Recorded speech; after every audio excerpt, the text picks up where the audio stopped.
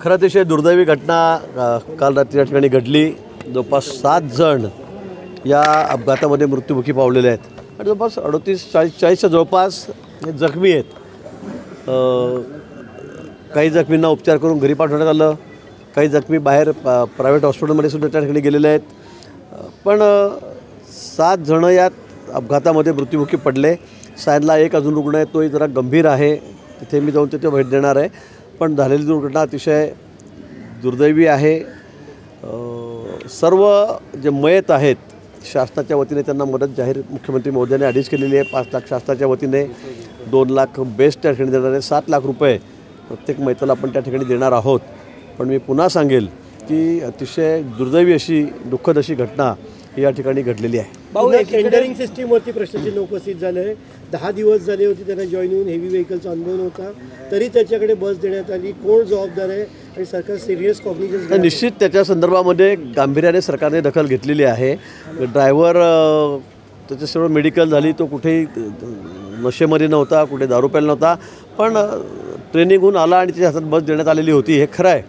Electric bus होती, automatic होती, त्यामुळे त्याला मला असं वाटतं की त्याचा जजमेंट आला नाही, त्याला गेअरची गाडी चालवायची सवय तसं म्हणतो, आणि म्हणून मला वाटतं ही घटना घडलेली आहे।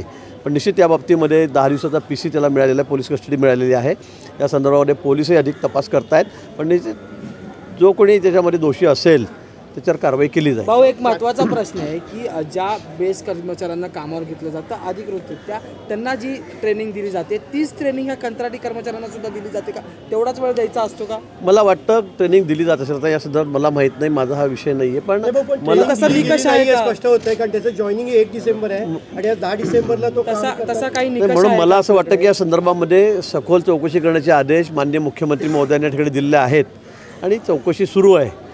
चौकशी अंतीच आपल्याला त्या ठिकाणी निकषावर जाता येईल। आणखी एक महत्त्वाचा मुद्दा आहे, बेस्टच्या अपघातामध्ये लोकांचा बळी जात असतो, तर त्या संदर्भात आता काही चौकशी करणार की आधीचे अपघात आणि आजचा जो अपघात झालेला आहे त्या संदर्भात काही चौकशी सरकार करणार आहे? निश्चित मी आपल्याला हेच सांगितलं, आधी सांगितलेलं आहे की या संदर्भामध्ये सरकारनं हा विषय अतिशय गांभीर्याने घेतलेला आहे। यापूर्वीसुद्धा काय ज्या दुर्घटना घडल्या असतील त्या कालची घटना या संदर्भामध्ये सगळ्या गोष्टींमध्ये त्या ठिकाणी विशेष चौकशी त्या ठिकाणी होईल आणि चौकशी करून हे अपघात घडणार कसे नाहीत या संदर्भामध्ये निश्चित आम्ही विचार करू, सरकार त्या संदर्भामध्ये विचार करेल। भाऊ, मृतांना मदत केलेली आहे, पण जे जखमी आहेत किंवा काही अनेक रिक्षांवर जे तो थेट बस चढलेली आहे, आम्हाला काही आता रुग्ण मिळाले की त्यांची रिक्षा गेलेली आहे पण त्यांना MRI साठी बाहेर पाठवण्यात आलं होतं, असं प्रकारचं त्यांना काही मदत करणार आहे का सरकार? निश्चित या संदर्भामध्ये आपण नेहमीच बघितलं असेल, अपघात झाला की मृत असते त्याला तर आपण मदत करतो, पण जखमींनाही मदत करत असतो।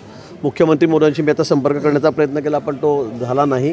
त्यांना मेसेज मी टाकलेला आहे की बाबा याचे जखमींनाही मदत केली गेली पाहिजे। निश्चित संध्याकाळपर्यंत किंवा उद्यापर्यंत हा निर्णय घेण्यात येईल।